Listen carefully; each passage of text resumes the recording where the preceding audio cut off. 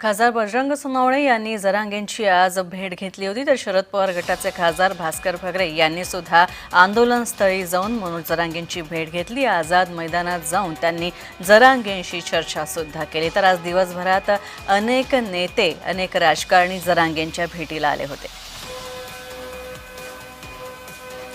आपण पाहतोय आजपासून आझाद मैदानावर आमरण उपोषण आंदोलन मराठा आरक्षणासंदर्भात जरांगे पाटलांनी सुरू केले आणि त्यांची भेट घेण्यासाठी अनेक नेते दाखल झाले होते।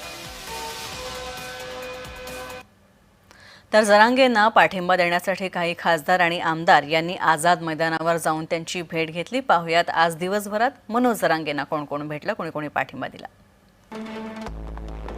तर जरांगेंच्या भेटीला भास्कर भगरे गेले होते। शरद पवार गटाचे खासदार तसंच बजरंग सोनवणे शरद पवार पक्षाचेच आहेत आणि खासदार उद्धव ठाकरे गटाचे ओमराजे निंबाळकर, संजय जाधव सुद्धा गेले होते।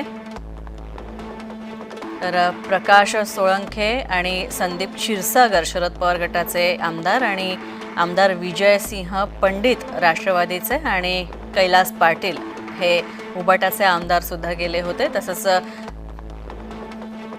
प्रवीण सुद्धा गेले होते आणि अभिजित पाटील, ज्योती मेटे सुद्धा गेल्या होत्या आणि आमदार अंबादास दानवे सुद्धा गेले होते।